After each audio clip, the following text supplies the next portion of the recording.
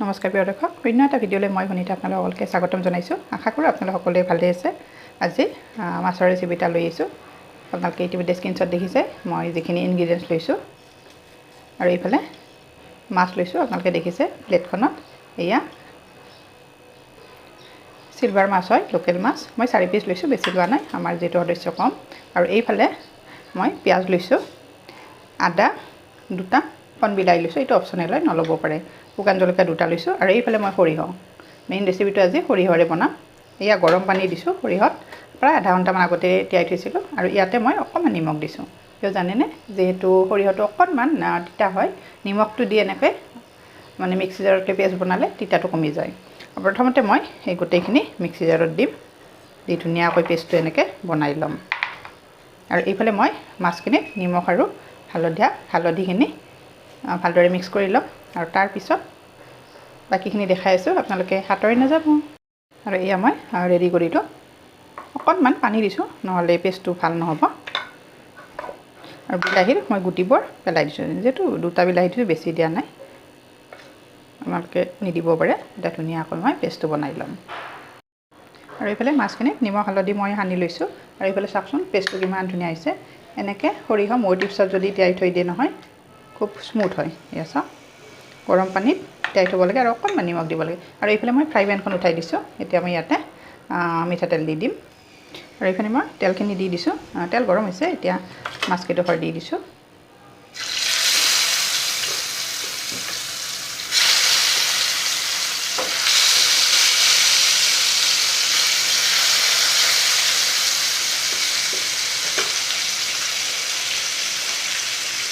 একেবাৰে সহজ ৰেচিপি। আজি ৰেচিপিটো আপোনালোক সকলোৱে বনায়, সৰিয়হ নহয় জানো, সৰিয়হ দি চবৰে বনোৱা প্ৰচেছটো অকণমান বেলেগ বেলেগ।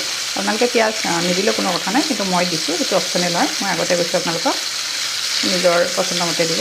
মই অকণমান দিছোঁ, তেতিয়া মানে কি হয়, গ্ৰেভিখিনি ভাল হয়, যিহেতু এইটো কাঢ়ি বনোৱা নাযায়। প্ৰথমতে মাছখিনি ভাজি লওঁ। আৰু এইফালে এটা চাইড হৈছে, তাৰপিছত উঠাই দিওঁ। আজি এই ৰেচিপিটো মোৰ খুবেই প্ৰিয় হয়, সৰিয়হৰ খুব ভাল পাওঁ মই। আপোনালোকে বাৰু কোনে কোনে ভাল পাই জনাবচোন। আৰু আপোনালোকে মোৰ ভিডিঅ'সমূহ কোন কোন ঠাইৰ পৰা চাই আছে কমেণ্ট কৰি জনাবচোন কমেণ্ট বক্সত, তেতিয়া মোৰো ভাল লাগে।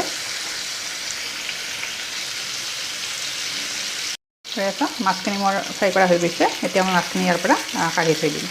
আৰু ইয়াতে মই আঞ্জাখন বনাম।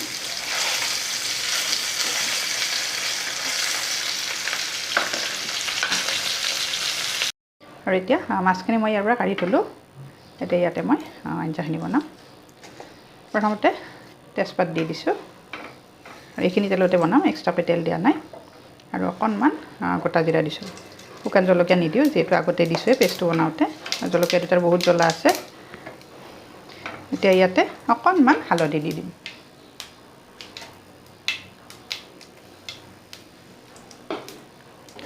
আৰু বেলেগ একো নিদিওঁ।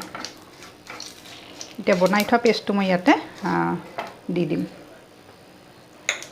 গেছৰ ফ্লেমটো কমাই দিছোঁ। বাতিটো ভালদৰে মই খালি দি দিম। খুব ধুনীয়া এটা গোন্ধ আহিছে বহাই দিয়াৰ লগে লগে।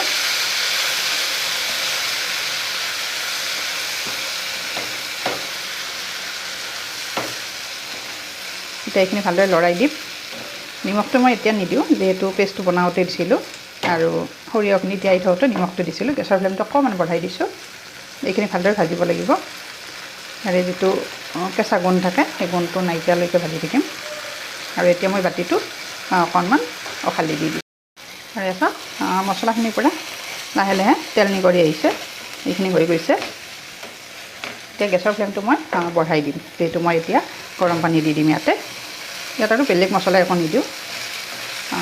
সৰিয়হত বেলেগ মছলা দিলে আৰু ভাল নালাগে, ইয়াৰে টেষ্টটো বেয়া হৈ যায়। এয়া গৰম পানী দিছোঁ মই, একেবাৰে গৰম। চাওকচোন, পানীখিনি দিয়াৰ লগে লগে ইমান ধুনীয়া কালাৰ এটা আহিছে। যিহেতু গ্ৰেভি বনাম, এতিয়া ইয়াতে মই কেঁচা জলকীয়া এটা দি দিম। শুকান জলকীয়াটো মই দিছিলোঁ দুটা, এটা কেঁচা জলকীয়া দিম। আৰু শেষত অকণমান কেঁচা ধনিয়া দিম। আপোনালোকে যদি বেয়া পায় স্কিপ কৰিব।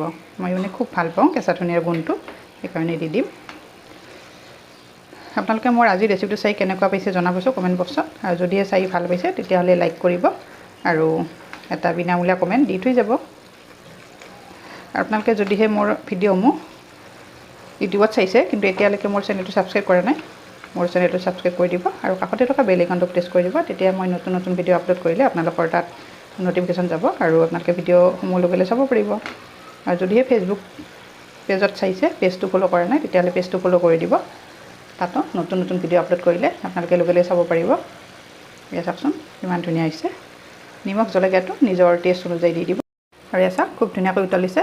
এতিয়া মই ভাজি থোৱা মাছকেইডোখৰ দিম আৰু ইফালে কেঁচা জলকীয়া লৈছোঁ আৰু এয়া কেঁচা ধনিয়া লৈছোঁ। মাছখিনি দি দিছোঁ।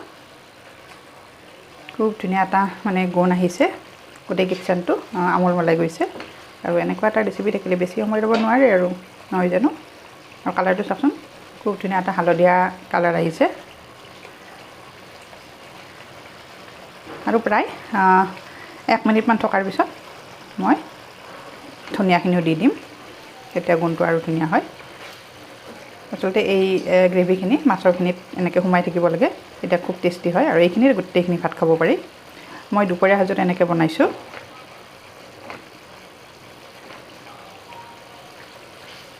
এয়া চাওকচোন দেখিলেই গম পায় কেনেকুৱা এটা লোভনীয় হৈছে।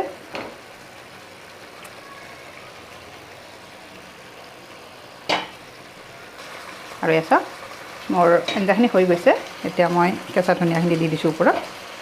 আৰু ঠাণ্ডা হোৱাৰ পিছত এইখিনি আৰু অকণমান মানে ডাঠ হৈ যাব। গেছৰ ফ্লেমটো অফ কৰি দিছোঁ এতিয়া। এয়া চাওক কিমান ধুনীয়া এটা গোন্ধ আহিছে। মোৰ আজিৰ ৰেচিপিটো ইমানতে সামৰণি মাৰিছোঁ। আশা কৰোঁ ৰেচিপিটো চাই আপোনালোক সকলোৱে ভাল পাব। আৰু যিসকল কিটচেনত ন শিকাৰু তেওঁলোকৰ কাৰণে মোৰ আজিৰ এই ৰেচিপিটো খুবেই দৰকাৰী হ'ব। গতিকে আজিলৈ আহিছোঁ।